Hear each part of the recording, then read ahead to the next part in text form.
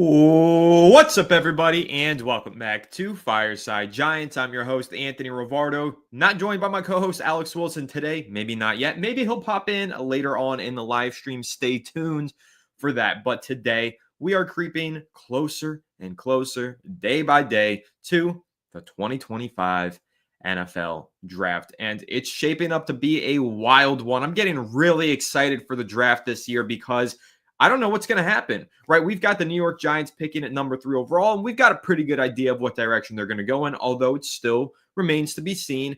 But just in general, this NFL draft is shaping up to be kind of crazy. This is the longest we've ever gone through a pre-draft process without seeing a first-round trade of some sort. All 32 teams have their picks in the first round of this year's draft and haven't done any moving so far. However, it sure does sound like there's going to be a lot of movement on Thursday night. So I'm really excited for Thursday night's draft. I'm excited to live react to all of those different trades and selections, the surprise picks, and so on and so forth right here on the Fireside Giants live stream. That's going to be a ton of fun. So make sure you stay tuned and tune into that. But yeah, it's shaping up to be a crazy NFL draft. We'll see which way the New York Giants go. But one thing that I do have to talk about today is John Mara and his level of involvement with the New York Giants. Is he involved? Is he not involved? That's what we're going to go ahead and discuss. But according to a report, sounds like he's pretty hands-off.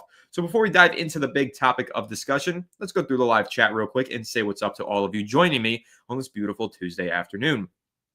Pooh-hoo saying John Mara needs to stay out of my life. Yeah, I second that. Peter Turner saying John Mara is becoming Jerry Jones 2.0. I have to disagree on that, but I'll explain it in just a minute here, although I do understand fans' frustrations with John Mara and, of course, Dallas fans' frustrations with Jerry Jones. Lucas saying, what's up, Anthony? What's up, Lucas? I really like your profile picture here. That's pretty sharp with Russell Wilson, Leak, and Tyrone Tracy Jr. Thomas Annam saying, Giants need to clean house. This management is a mess. Yeah, but it's the management we got for now because they didn't clean house this offseason. So hopefully this management can pull us out of our rut with the upcoming 2025 NFL draft. We shall see. NATO saying, yo, what's up, NATO?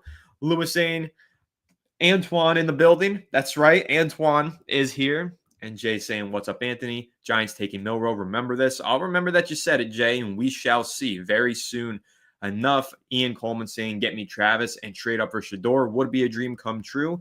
And Messiah is saying it's been rough, but I think this draft will be a pivotal moment in the right direction. This isn't the draft for the sexy picks. Yeah, you're right about that. It's not necessarily a top-heavy draft. Like at the top of the draft, the blue chippers, so to speak, according to most draft boards, seem to be Abdul Carter, Travis Hunter, Ashton Genty, and then only a few other guys get that blue chip label if they get that blue chip label, right? Like the three that I mentioned are those guys who have been slapped with that generational tag and are blue chip on everybody's board. But other guys like Cam Ward isn't necessarily consensus blue chip.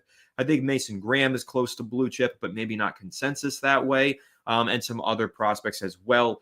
Not a lot of blue chippers in this class. However, what I'll say is there is a lot of talent. There's a lot of first-round grades, second-round grades. Day 2 of this draft looks to be loaded with draftable and starting-level talent. So it should be a really good draft, and this should be, like you said, a very pivotal moment for the New York Giants. But ultimately, we shall see how it goes.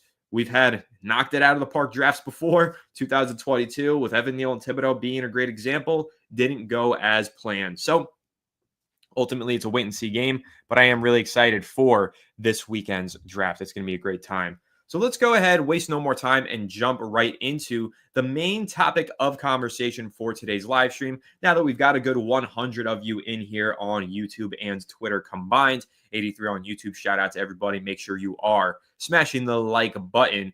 But I want to talk about John Mara. John Mara is a very controversial figure for New York Giants fans. Honestly, he's probably not even controversial because I think everybody collectively just doesn't really like the guy.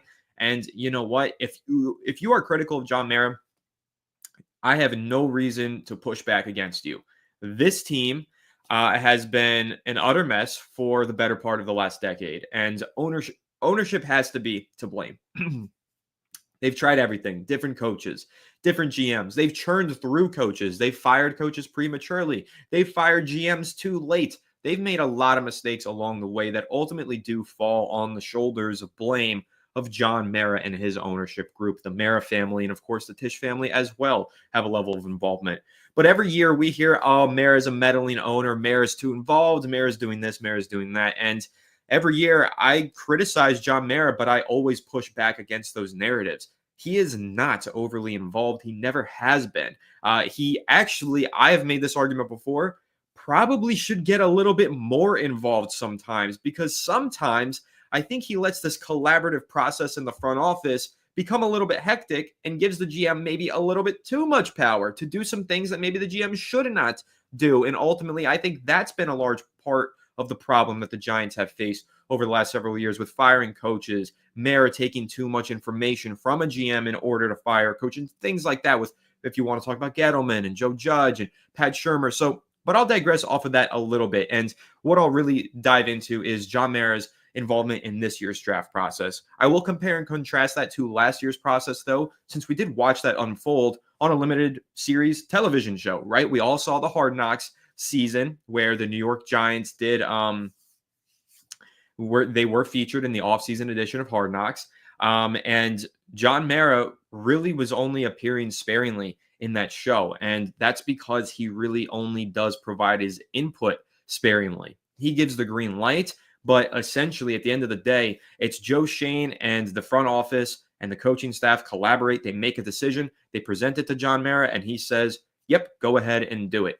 The only reason that John Mara would ever prevent a GM and a regime from making a move is if they didn't have a sound reasoning. But if they present their argument, he supports them every single time, and he does not tell them what to do or prevent them from doing what they want to do. That's been well known, but for some reason, fans seem to have a narrative that Mara is pulling the strings. He's really not. So I'm going to read off a couple of quotes today that I found that I think are really eye-opening to the Giants pre-draft process this offseason in particular. Before I do, though, Kufalia 4 saying hello from Greece. That's a long ways away from where I am in South Florida, but hello to you, and thank you for tuning in today. So let's dive into this quote from Todd McShay of The Ringer. Shout out to Nick Filato on Twitter for posting this clip of the McVay show. This is where Todd McShay, I'm sorry, the McShay show, not the McVay show, not Sean McVay. McShay basically was discussing the New York Giants draft plans and talking about John Mara's involvement, and this is what he had to say. Quote, I've been told John Mara is staying out of it so far. Again, just sources. I haven't talked to the Mara family, but he's staying out of it so far. End quote. So Todd McShay indicating that John Mara has not had a level of involvement that would be impeding upon his front office throughout the pre-draft process thus far. Not telling them what to do, not telling them what they can or can't do, just letting them do their thing. And that was corroborated by Mark Ross. Now, you guys might remember Mark Ross.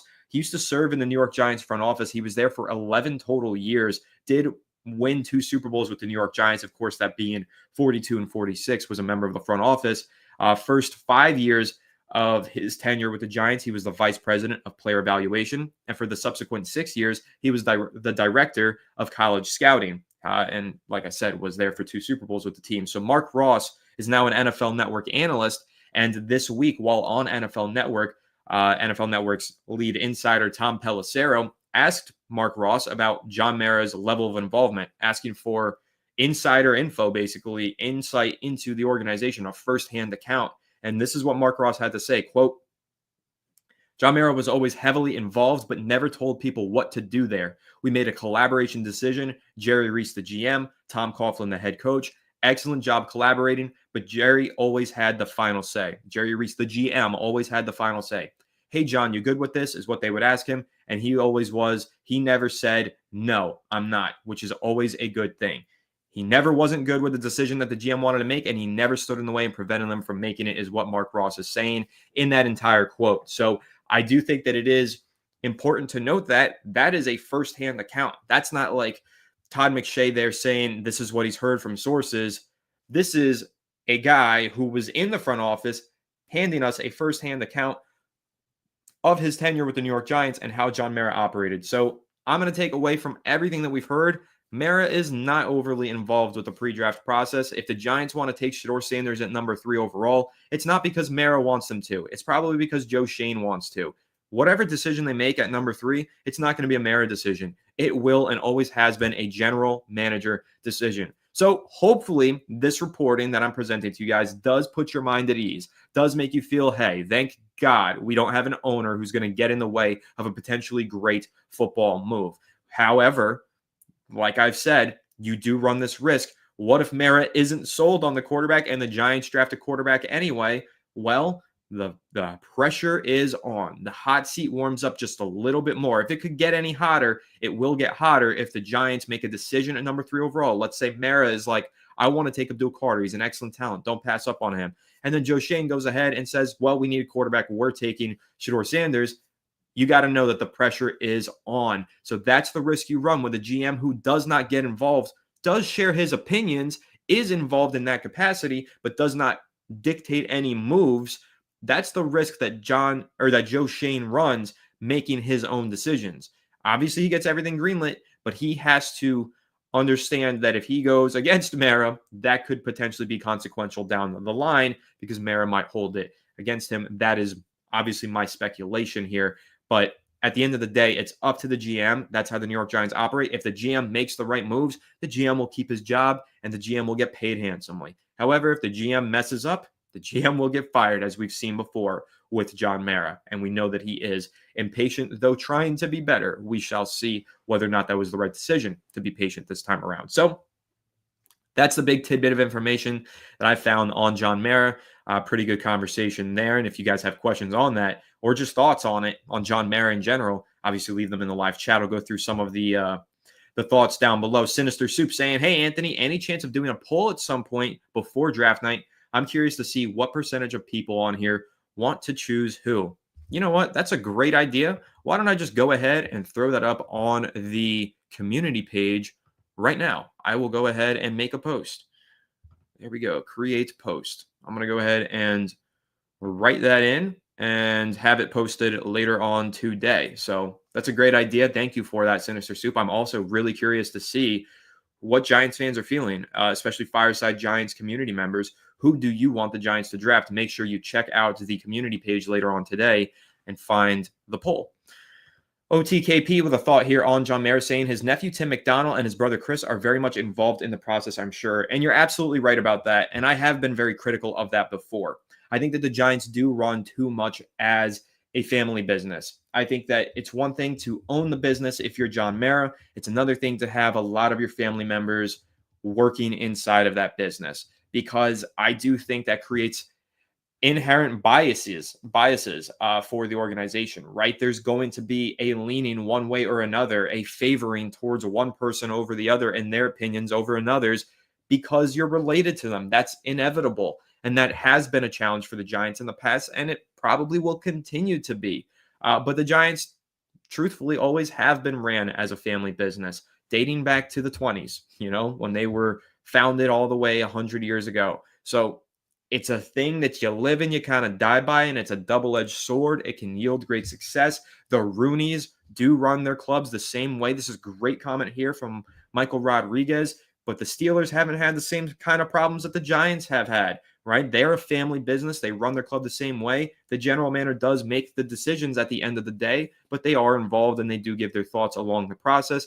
But the Rooney family has been wildly successful. They have 5 total Super Bowls to their name, of course, with the Pittsburgh Steelers. 6, I'm sorry. They have 6 total, and they have gone to the playoffs nearly every single year for the last decade. Meanwhile, the Giants have lived in mediocrity or below that for the last decade. So the family business thing, like I said, you live and you die by it. It can work. It can hurt you, but it really just depends on the people that you bring into the organization from outside of the family. They will ultimately determine the success of the org, in my opinion. So, of course, I'm not thrilled about Tim McDonald and Chris Mara being overly involved in the organization, but at the end of the day, what are you going to do? You don't really have a choice here. If you're a Giants fan, you just have to kind of sit there and hope that the other guys supersede the opinions of potential family makers who might not be as qualified. Although I will say Tim McDonald and Chris Mara, by all accounts, are qualified. They've worked in other football organizations before, coming back to the New York Giants to lend their experience here.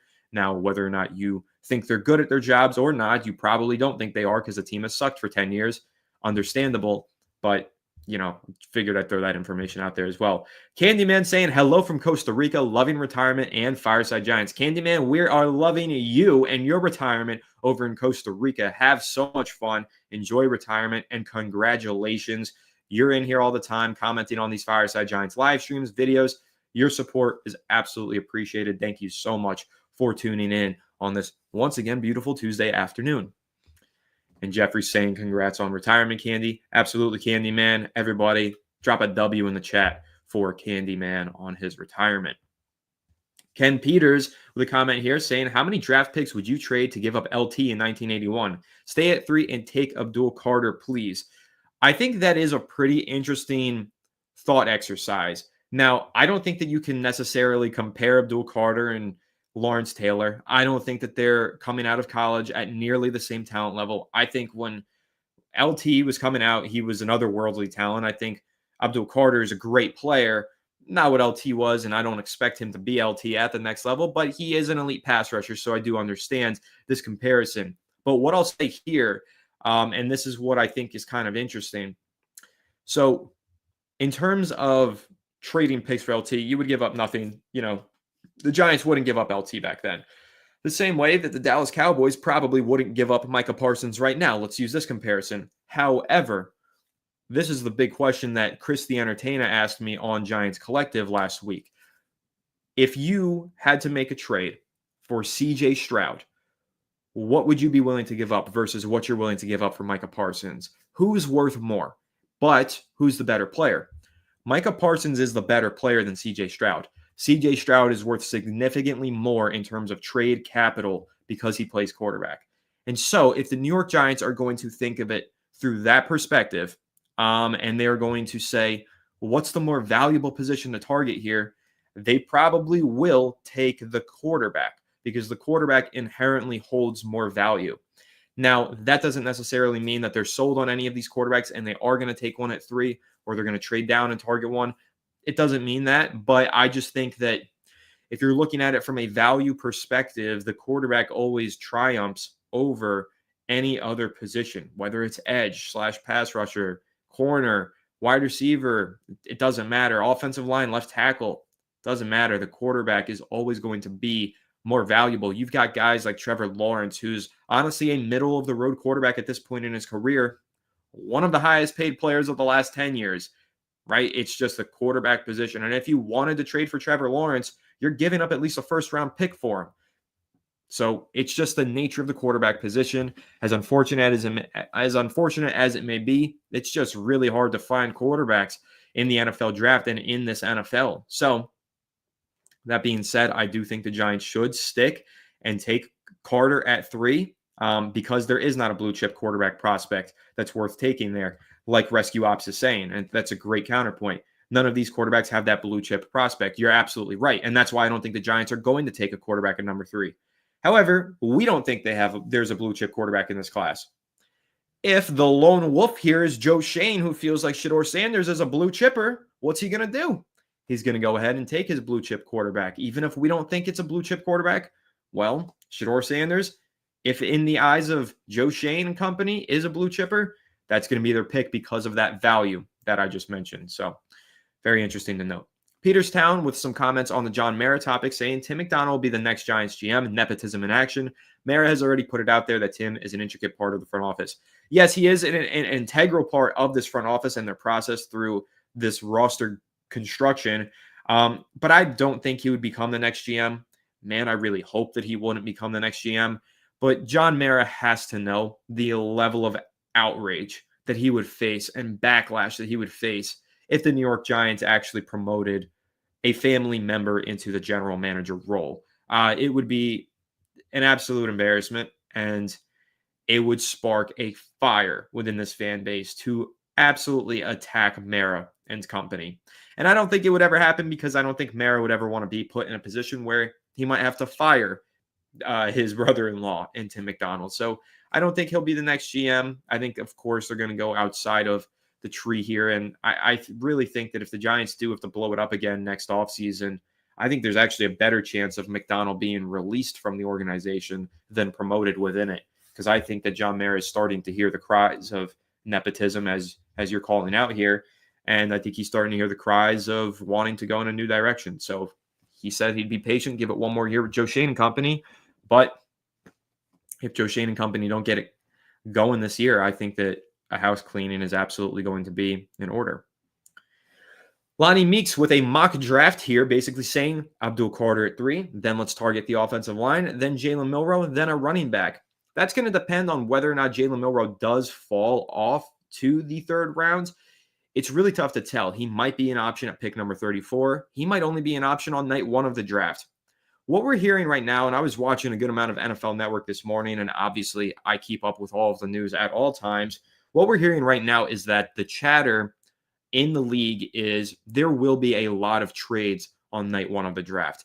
It doesn't sound like there's going to be a ton of trades inside the top 10, but outside of the top 10 seems to be a bit of a wild west. A lot of the teams in the mid-teens don't know what they want to do, aren't crazy about the value on the draft board. So they might trade down, they might try to trade up. And a lot of those teams picking in the early 30s, meaning at the top of the 2nd round, have a reason to get into the 1st round. And a lot of those teams picking at the back end of the 1st round have a reason to move down and gain some extra draft capital. So I think we're going to see a lot of trade action across the league on Thursday and Friday. And ultimately what that's going to do is probably push Jalen Milroe higher up the draft board. When teams start moving around, other teams begin to panic.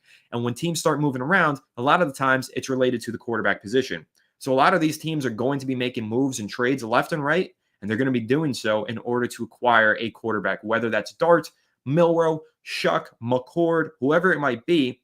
It's going to cause all of these guys to be pushed up the draft board and get taken earlier than expected. So as much as I would love this mock draft right here, Lonnie, I think it's great. Unfortunately, and I know that I had a mock draft last week that had Jalen Milroe going later in this draft. Now that we're closer to the draft and I'm hearing more information, it does feel to me as though he's going to go higher than expected in this year's draft. And ultimately, the New York Giants are not going to be able to take him down in that 3rd round. But I really would love to land a running back in this draft class. I think that this is such a strong running back draft class. And I am super excited to see who the Giants do walk away with from this draft at that position, because they definitely will be drafting one at some point with how much research they've done into the running back position. Jay Hernandez saying, I just want this draft to be over already. In some ways, I do kind of relate to you because I'm just so excited to see what happens already that I'm getting fatigued of the speculation, because it's like a new rumor every single day. It's new buzz every single day, and it's fun. I have so much fun talking about it on the channel with you guys, but I can't wait to be like, hey, we finally did it. We drafted this guy, and I'm super excited to have these guys on the Giants, So, yeah, I'm excited for this weekend. It's going to be a lot of fun. Draft fatigue is definitely beginning to settle in, but it usually always does for me around this Monday, Tuesday, Wednesday, and then Thursday rolls around and the draft kicks off. And I'm hyped back up on live on the channel, and then I have a ton of fun. So should be exciting. Frank Salas saying, would LT be LT if college football was played then the way they play now? I think that's a great question you can ask for a lot of prospects back then and in this present day. I mean, especially at the quarterback position, the way that position has evolved so much. Would this player from the 80s be the same player that he is in the 2020s? It's really tough because the game just evolves so much. I do think, though, Lawrence Taylor specifically was generational. And that's the label that you use for guys who can transcend their talent through every generation of football. That's Lawrence Taylor. Lawrence Taylor changed the way that football was played. The traditional edge rusher that we see nowadays in the NFL was a position basically invented for Lawrence Taylor to be that guy who just stands up on the edge and gets after the pass rusher every single down. That was the Lawrence Taylor role, and now it's called the edge rusher role. So, yeah, I think he still would be LT, even if LT was playing nowadays. Generational talent, and generational talents do transcend each generation of football and will always find a way. That's why I think there's maybe only 1 or 2 generational talents in this class, if there even is one. I think it might be Travis Hunter. Maybe it's Abdul Carter. But outside of that, there's not a lot of generational talents in this draft class, which is why there is going to be so much mystery and so many moving parts on draft night. So it should be really interesting. Quiet Riot making a loud riot with this one, saying the fan base is nuts, making up shit. I'm not sure if you're referring to something that I said or something in the comments, but just to clarify, this quote here in the title of John Mara staying out of it, this is not made up. This came directly from Todd McShay, which is the quote that I read out at the beginning of this episode, this live stream. So just to add some extra context to it, I'm going to drop this link in the comment section. This is an article that I wrote this morning, synthesizing all the information that you need to know regarding John Mara and his level of involvement in this draft process and all of the different reporting that has indicated he is not involved in the draft process this year. So not making it up, credited, sourced reporting all throughout. So make sure you go check out that article if you want to read more. Ken Peters saying another few years of this misery, I could see the Tisch family looming. That's a good point. And you're also bringing in here, the Tisch family looking to cash in their 50% for $5 billion. Mara inherited the team from his dad, but not his football IQ. You do make a good point there, and we do have Alex joining in, and I'll get him involved in just a second here. But I will also bring up the fact that the Giants did put up a 10% minority sale this offseason. They are clearly starting to look at the organization a different way and starting to consider bringing in outside voices because of the direction that they've gone in. Now, obviously, that was more so a financial decision than anything. But at the end of the day, I don't think you make that kind of move if you've been winning Super Bowls and playoff games. I think you make that kind of move because you've been a terrible franchise for 10 years and the tides are beginning to change on you. So I do think you bring up a great point, Ken, and I appreciate your comment. But let's go ahead and bring in the man of the hour. Boom. There he is. What's up, Alex? How you doing? What is up? Make sure my settings are all good. Yep, we're looking good. Happy to be here, man. Surprise, if anyone's actually surprised. Surprise guest, Alex. Catch me up. What's going on? What are we talking about? All right, so we started the stream chatting about John Mara staying out of the draft process, as was reported by Todd McShay and also clarified by Mark Ross, former front office executive of the New York Giants, who's now on NFL Network. They both corroborated each other's reports from different outlets that John Mara is not involved with the draft process in an impeding fashion. And then we've kind of just had a conversation with the chat. There's been a lot of different thoughts in here about who to draft, who not to draft, and also draft fatigue. So actually, that's where I'm going to start out with you, Alex. Are you feeling draft fatigue? Are you just ready for this whole process to be over already? I am feeling draft fatigue. Listen, I am just so tired because the draft, I mean, we're hearing from a lot of people now that a lot of movement is going to happen, in the first round. I think after the third overall pick, we're going to see plenty of trades and moves and this and that because there's a lot of prospects that are different on people's boards. I'm ready for the draft. I mean, we only got 2 days left here. It's going to be fun to see what actually happens. I'm actually more interested. This might be crazy. I'm more interested in the second, third, and fourth rounds than I am in the first round because I feel like the Giants are probably taking Abdul Carter. That is what I think is the right decision. I'm more interested to see who comes to fruition in those rounds because those are the players that I think are going to really determine, are the Giants going BPA? Are they looking for a quarterback? And what is my draft night food? Jeffrey. It is freaking schnitzels, obviously. Let's not get crazy here. Well, I'm having chicken cutlets, but we're not going to get back into this debate. I think the fans might actually kill us if we do. But no, yeah, I'm feeling it too, like the draft fatigue. And I honestly do agree with you. Rounds 2 through 4 are what's really interesting for the Giants this year, especially when you add into account they've got 2 third-round picks. That's exciting. However, this could change. This is pending a draft night trade because I agree with you. I think the Giants are going to go BPA at number 3, and it's going to be Abdul Carter. However, they could end up making a trade at the end of the first round, right? They could end up trading up for Jackson Dart, and then we'll look back on this draft process and say round 1 was the most exciting night because they're going to end up giving up day 2 capital in order to get back into the end of day 1. So that's really what I'm excited about with this draft. Like you said, moving parts, which we did discuss a little bit before you came in. There's a lot of reports that outside of the top 10, there's going to be a lot of movement. The top 10 might go a little chalk. Like you might see the picks that you expect to see. It might look like most mock drafts, but after pick 10, it essentially turns into the Wild West because all those teams picking from 11 to 20, they're just kind of like, well, the value's not there. So what are we going to do? Are we going to trade down? Are we going to trade up? Who's looking to get up? And so it really might get a little bit crazy on Thursday night, which ultimately will be super exciting because I love the NFL draft. But we'll see ultimately where the New York Giants do fall into that equation of the movement on draft night.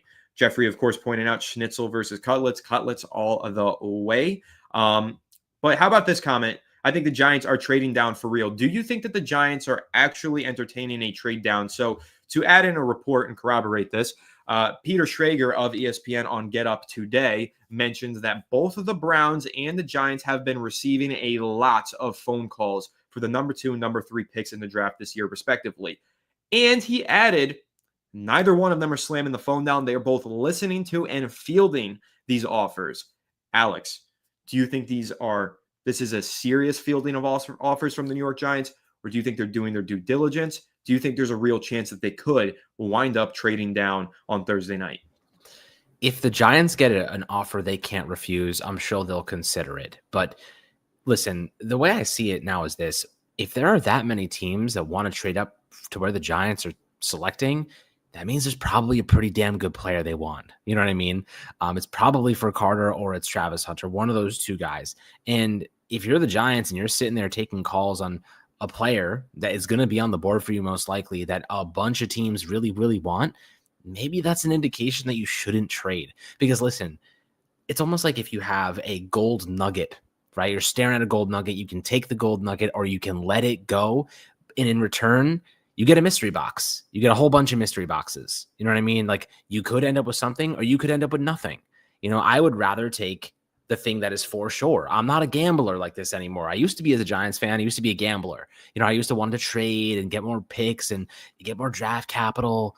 But what did that land us? Kadarius Toney, you know, Evan Neal. I'm done. I'm done playing this Russian roulette every single time you have an opportunity to take a good player.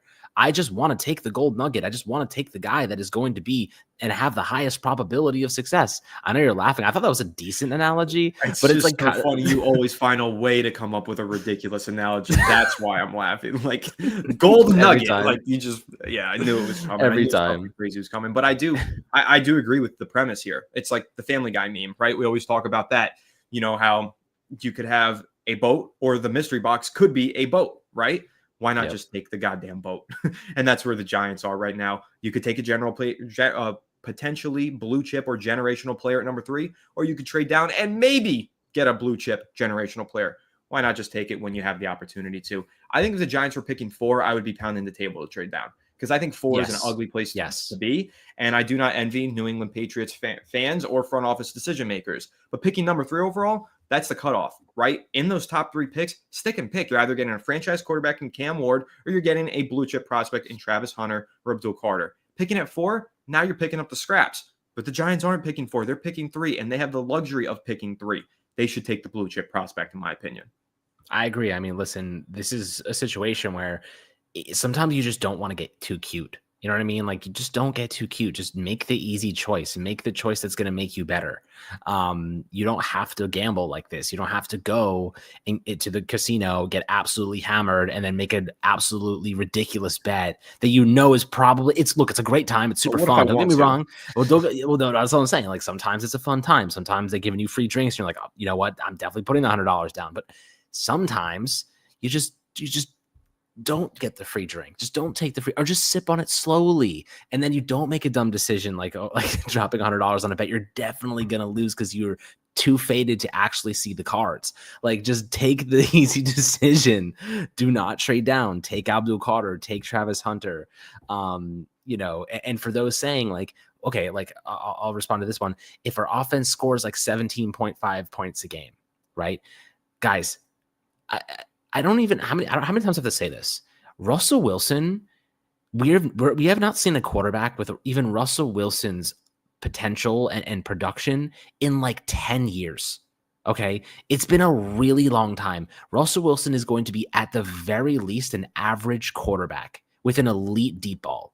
You know what I mean? An elite deep ball. So this offense has 3 guys that are built in a lab to catch the deep ball. Darius Slayton, Jalen Hyatt, and Malik Neighbors, and they might add another receiver in this draft class. They're going to be a fine team, right? They're going to be a fine team. Is Russell Wilson the future of this team? Probably not. But listen, if you walk away, you know, whether it's a receiver in the second round or a quarterback in the second round, like this offense is not going to be it. This Giants team is not going to the Super Bowl. This Giants team is probably not winning a playoff game. Like, let's be honest with ourselves. However, the goal is not to win a Super Bowl. The goal is to get better and to make progress towards achieving that goal. You know what I mean? Like, the Giants are not going from a 3-15 team or 3-14 team. They're going from they're trying to get to 6, 7, 8 wins, not to 10, 11, 12 wins in a Super Bowl. Like this doesn't happen all in one day, in 1 year. This is a process. All I'm hoping for is like 8 wins, a much better defense, a much better offense. And if anything, if we get more than that, I'm out of this. I'm ecstatic. This schedule is tough next year. You know what I mean? It's about making progress and taking steps in the right direction and building a foundation. And by the way, building discipline. Anthony, yesterday we talked about, how about this? I thought someone left a really good comment on yesterday's live stream. Somebody mentioned, hey, well, you talked about getting players that are just really good. Like sometimes you just take the good players. They always drop. The Eagles always take them. Other teams always take these good players that always end up falling.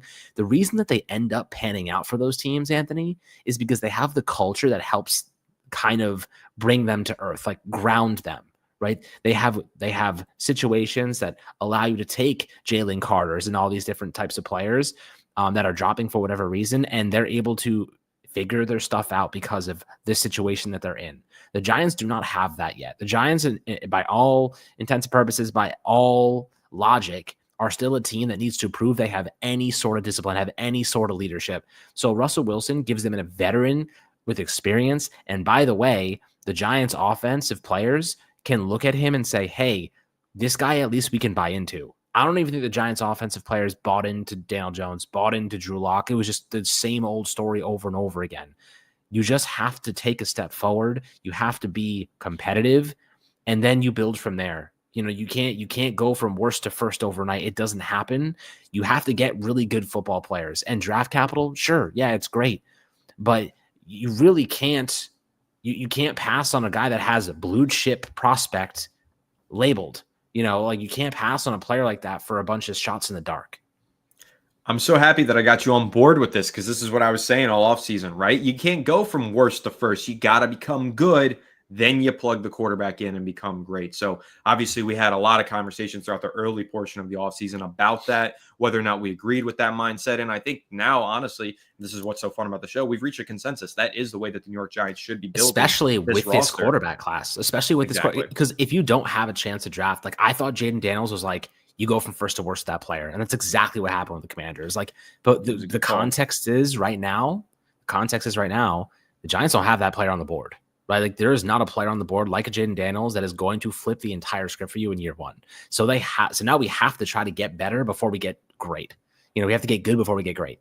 Like that is now the strategy. It has to be. There's no other alternative. And Russell Wilson gets you better. And by better, I mean like at least you're an average offense, in my opinion.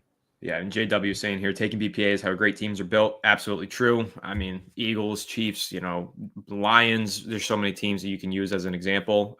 I'm such an advocate for going BPA in the draft, and that's why I think Abdul Carter should be the pick at number 3 overall. A couple other things that I wanted to mention. Well, actually, let's go ahead and just dive into the super chat here from Ian. Appreciate you so much. Ian's a real day one. Ian's here all the time. Ian with another super chat. Thank you, Ian. And Ian is asking, I want to ask about the players second round or later for the Giants. What players you guys like? Right now, I've been watching Isaac Tesla and RJ Harvey. So I actually did have that in the title, our favorite prospects this year. I wanted to go ahead, Alex, in the second half of this live stream once you joined me and just ask you, who are some of your favorite players in this year's draft class? Like last year, we had our guys, right? Like one of them for me was Xavier Legette. I loved Xavier Legette. I was a big McCarthy guy, way higher on him than most people. You, very early in the process, singled out Jaden Daniels, said that's the quarterback of this draft class. You would put him maybe at number 1 over Caleb Williams. So we had our guys last year. Do we have our guys this year? Who are those guys? That's going to be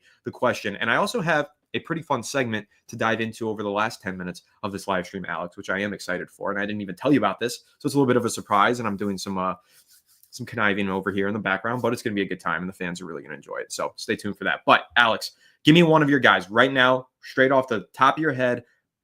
Who is Alex's my guy for the draft class? It's tough because I have a couple of guys at different positions. I don't know if I have like a single one, so I'm just going to list off a couple. You do. Just say the wide receiver. Just say his name. Oh, I mean, I love LeJohntay Wester. You know that, though. Like, LeJohntay Wester is awesome. And Ian, by the way, thank you so much for the super chat.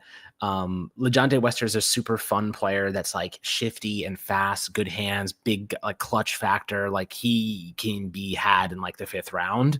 And he can be a really good slot option behind Wan'Dale, and Wan'Dale takes hits. He misses time sometimes.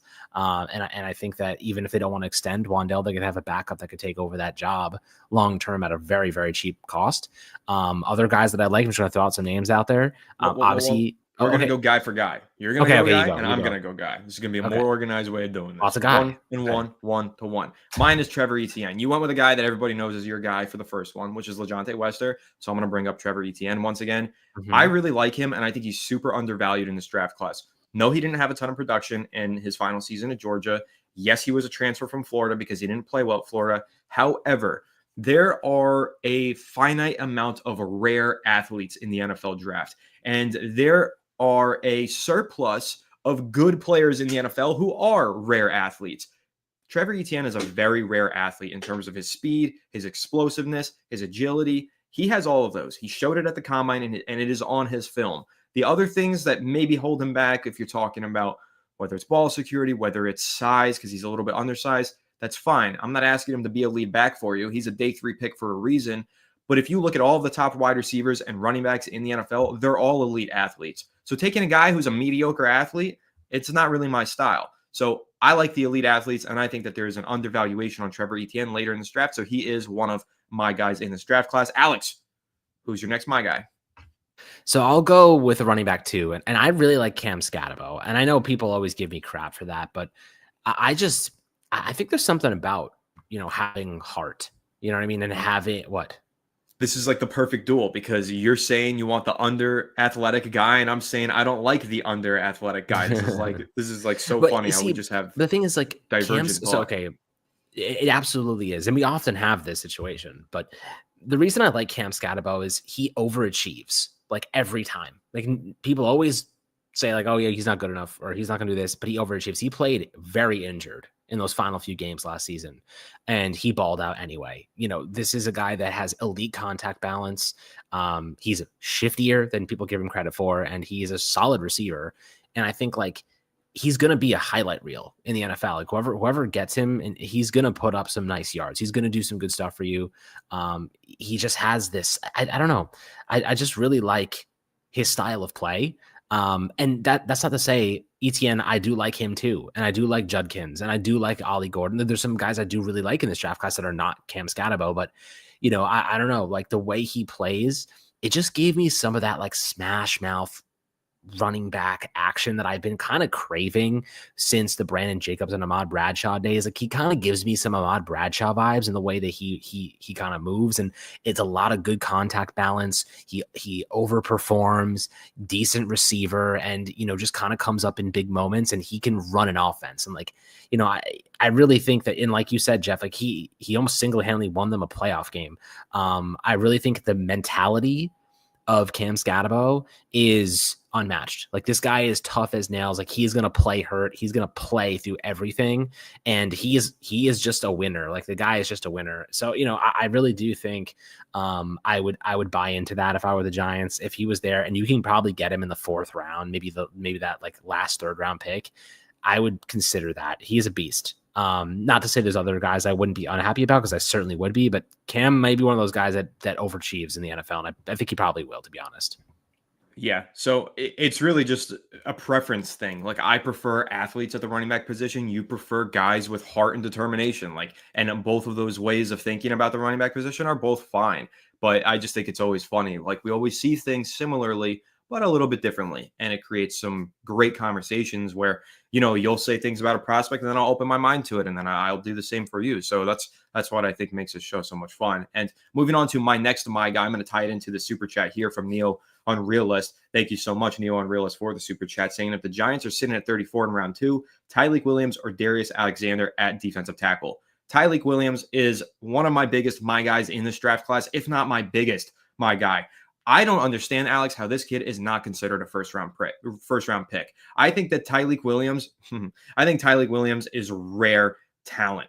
You're talking about size, you're talking about strength, weight, finesse, power, and anchor like no other. The athletic moves that this guy makes against the run. I'm not talking about as a pass rusher, but the athleticism that he demonstrates getting low man wins, right? We all know that. That's a common saying, and that's stood the test of time here. Tyleik Williams gets low and he pops right up and he punches offensive linemen in the chest and knocks them on their ass in the run. I'm not even talking about as a pass rush. I'm talking about against the run. He has some unreal plays, to tie it into Neil on Realist, some unreal plays on his game film. I love Tyleik Williams as a prospect coming from a big school of Ohio State, had some great performances against other big schools like Michigan. That's my guy in this draft class. If he's there at 34, man, do I want him to be a New York Giant. I think he should be a first-round pick. He probably won't be. He's looked to go round 2. But if I'm doing my own personal grading and evaluations of these defensive linemen, I'm giving Tyleik Williams a first-round grade based on all of the All-22 that I've watched and the film that I've seen on him. He is a special talent. That's my guy. So if this was the draft board at 34, Alex, Tyleik's my pick. Darius Alexander is a great player, but man, I love Tyleik Williams. Yeah, I mean, Darius Alexander was a guy I really like too, and from Toledo. He's just a bit older, and that's the only problem I have with him. He's just a bit older. But Tyleik Williams, like you said, legit, really good run stopper, and the Giants need someone like that. They need a guy who's going to be a really good run stopper, can learn from Dexter Lawrence, has some pass rush upside, really strong, great anchor. And he played at OSU, just won a national championship. I love the idea of drafting players from good teams, like good collegiate football teams, competitive collegiate football teams. Like sometimes that edge, knowing. And I want to talk about like that edge that Jalen Milroe said Malik Neighbors is pushing the Giants to draft him. Interesting topic of discussion there. But Tyleik Williams is legit. I definitely like him. I would be very happy with him at 34 if he was there. I know he like pulled up with some sort of injury during his pro day or something like that, but I think he should be fine though. Yeah, okay, so he's fine, so that's good. Another one of my guys though is a cornerback, and listen, I know we just got Paulson Adebo, so I probably don't think the Giants are going to go in this direction in the draft, but having really good DBs, never a bad thing to have, especially if you can give them time to grow and learn and take reps, because cornerbacks get hurt all the time. So the Giants will absolutely be giving reps to somebody at some point. My guy in this instance is Azariah Thomas from FSU. This is a player that's been rising on the boards. Really, really good press man corner. I really like this player. He's got really good length. He's not a burner. He can get hit with some faster guys, but he is sticky in coverage, really good ball skills. Like, if you haven't heard of him, go check him out. He's a second-round draft grade at this point in time. But if the Giants were like, you know what, this guy's BPA and we can reinforce our secondary, I wouldn't hate it either. But I do think they will probably go DT. And if there's a guy like Tyleik Williams on the board, or Darius Alexander even, would not hate that either. But Azariah Thomas, if we didn't get Paulson Adebo, I'd be like, hell yeah. Like, I would love this pick for us. Just don't think it's probably going to happen at this point in time. But Anthony, anybody else? There's one more guy I have, if you have one more. I do have another one. Well, this one's not really a my guy. I just want to throw this out there. I'm not going to call Omarion Hampton my guy and say that, because he's a first round pick, and we're not talking about guys in the first round when we're talking about my guys, but I just want to throw out there my hot take. I have Omarion Hampton as RB1 in this class. Ashton Jeanty is a truly special talent, but I think that Omarion Hampton's skill set is more translatable to the NFL. And what I mean by that is Ashton Jeanty is so good because he runs around, breaks a million tackles, and then scores a touchdown out of nowhere. I don't know how well that's going to translate to the next level. But Omarion Hampton being a guy who waits patiently behind the line of scrimmage, you know who he reminds me of, Alex? Le'Veon Bell. And I know that that's kind of like a lofty comparison because Le'Veon Bell in his prime was like the most patient running back with the best vision that we've ever seen. And I'm not saying that Omarion Hampton is that, but I really like his vision, and I like the way that that can translate to the next level. So my hot take is I like Omarion Hampton as the best running back in this class. There's some Saquon in his film as well in terms of the way that he runs and the power that he brings to the table. And I like his size. Like, Ashton Jeanty is really special, but guys, I don't think enough people talk about the fact that he's like 5'8". Omarion Hampton is 6'1", 220. He's built like a shit brick house. He is awesome. It does translate. Those traits that he has, fantastic. And I know MJ's saying Jeanty's traits of running through everybody and just breaking tackles willy-nilly translated for Barkley. You're right, it did, but Barkley also just was a really patient runner, had great vision. Like, Barkley was like the best running back prospect I've seen since we started doing this. But I don't know, man. Omarion Hampton's just got those traits that translate to me, so I lean his way. But it's like neck and neck. I mean, I'm talking 1A, 1B basically, but I just want to throw out there my hot take. I think Omarion Hampton, I really like him as running back 1 in this class. And I do have another my guy, but since I did go on my Hampton rant, Alex, I'll let you go ahead and hit your next my guy here. Yeah, Hampton's pretty cool. This running back class is just so deep. You can get a starter in the mid rounds. So I definitely don't think the Giants are going to go that direction, but obviously a very good player. So this one's a little bit out there. And I know a lot of people, this quarterback class is not as good as people, I guess people think. It is not very good compared to other classes objectively. But there's one guy that I think has tools, and I wouldn't call him my guy, but I get a similar feeling. Like last year, I felt really, really confident that Jaden Daniels was going to be great. And this player is nowhere near as good as Jaden Daniels, but I like the tools he has, and I'm going to explain why. I like Will Howard out of OSU. And I was texting Anthony this morning, and I sent him the whole video of Will Howard against Oregon. And he carved up Oregon's defense the whole game, carved them up with some beautifully layered passes and beautiful throws on the run and some nice plays on the ground. And his reaction timing and, his discipline were solid. There were some mistakes, but every game there's going to be mistakes from the quarterback, no matter who you are. I think Will Howard has some good traits. I think that he can move. He has outstanding size. He's 6'4". He's a huge frame. I think his arm is vastly underrated. I don't think his arm is any worse than Shedeur Sanders, if not equivalent. He was one of the best deep ball passers in college football last season, and he can get the ball to his playmakers. You know what I mean? Like in the NFL, guys, that's what good teams do. That is what good teams are predicated on, getting the ball to your playmakers.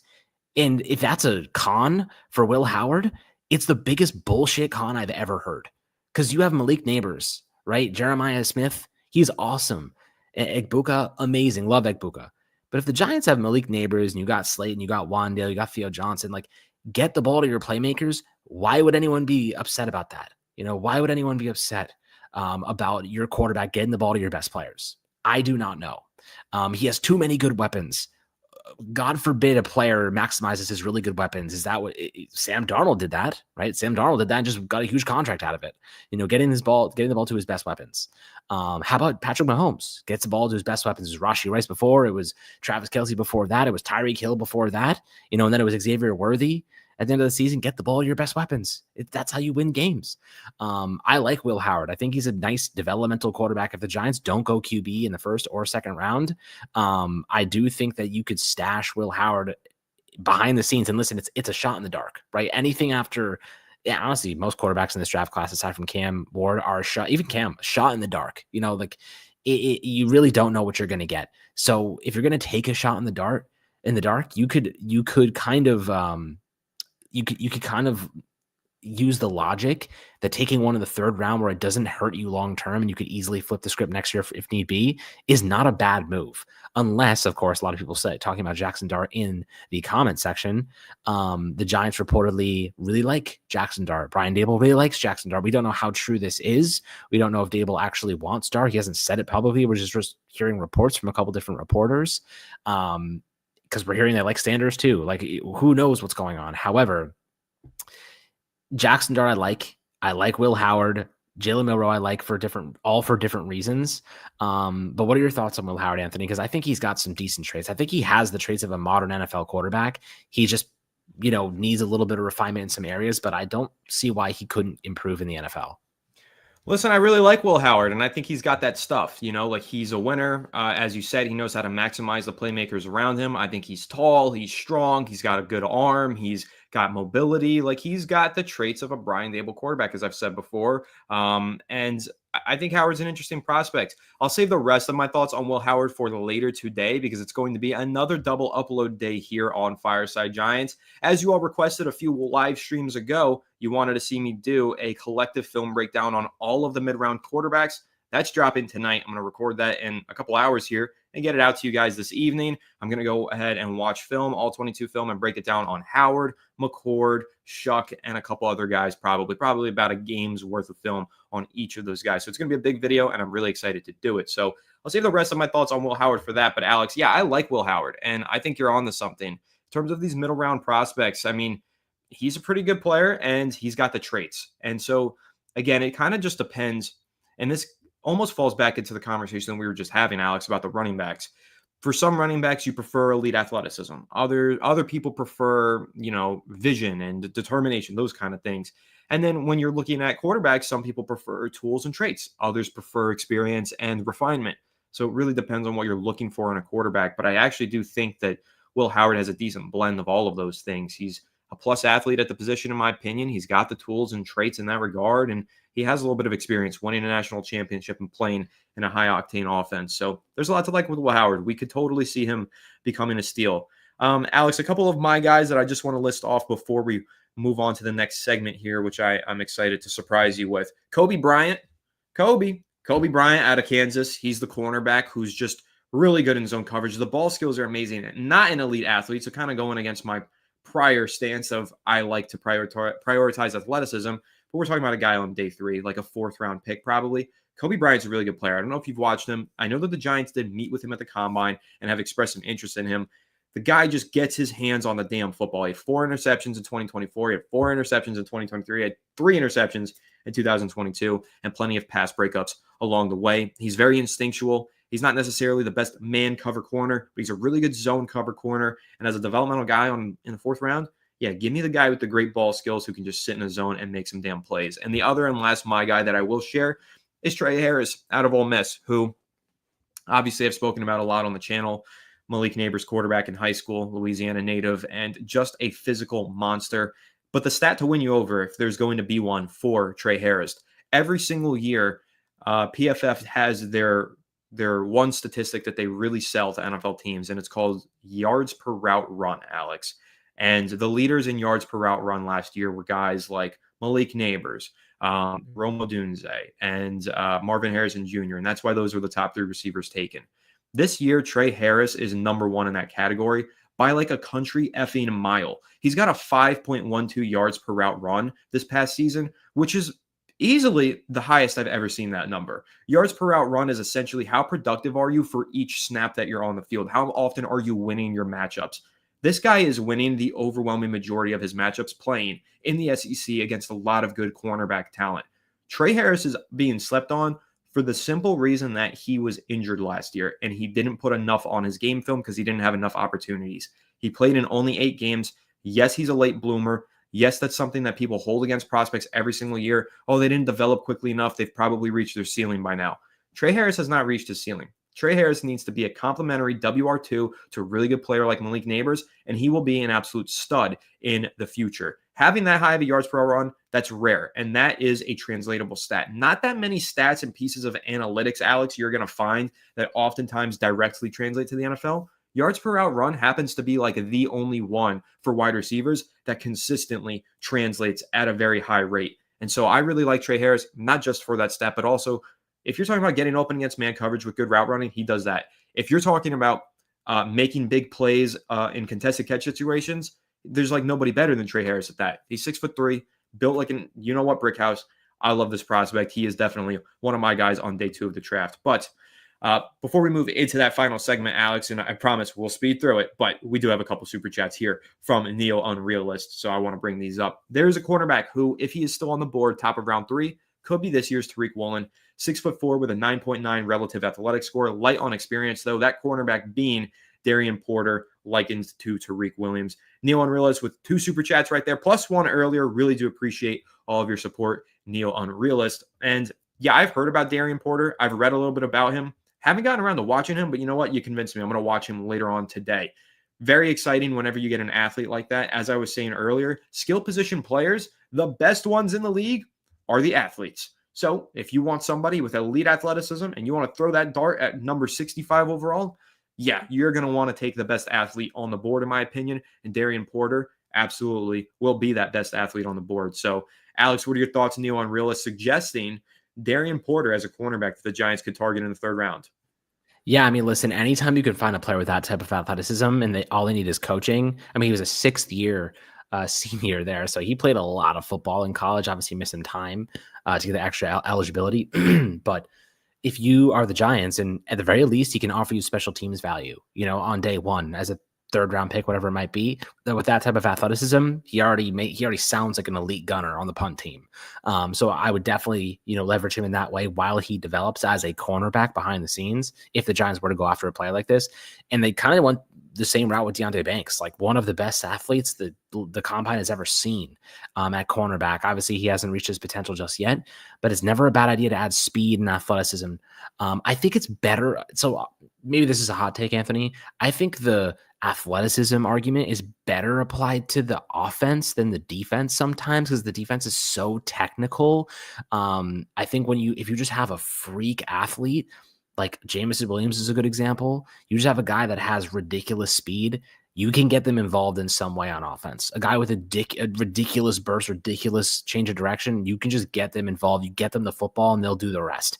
There's just so much fundamentals and technicalities on defense that you need to know, that you have to be a star at to be a great player, that I think you can get away with being a little bit underdeveloped on offense if you're just a pure, like, think about Tyreek Hill. He's not that big.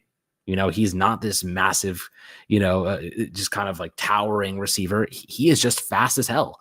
And that is what he built his whole game on. Just, I will outrun you downfield.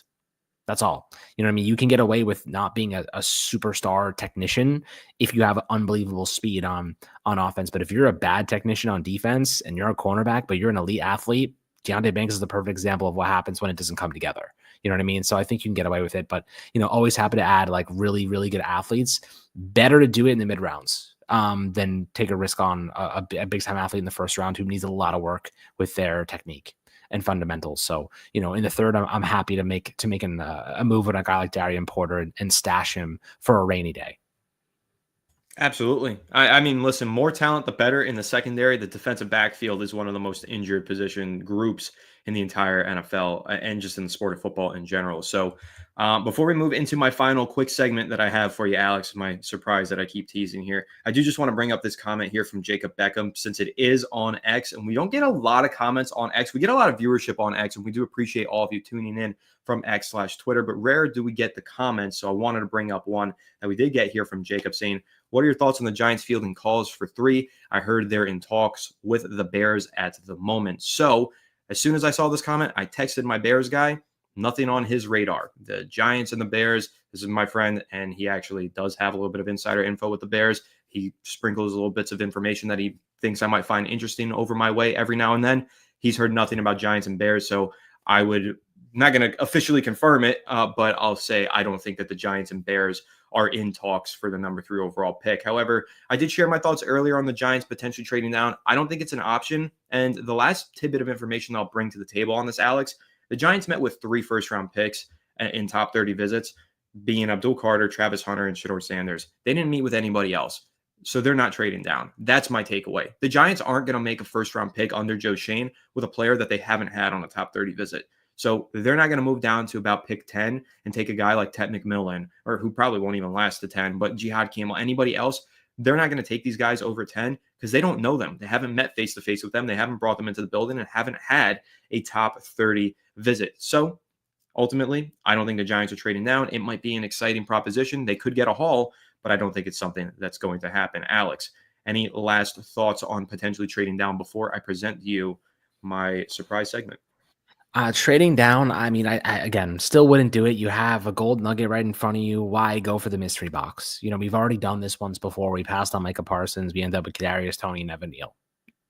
Why? Just why? Why do we have to relive that? Can we just learn from our mistakes for once and take the really good player that's staring us in the face that has all pro potential? Can we just do that? Like, that sounds like a really good idea.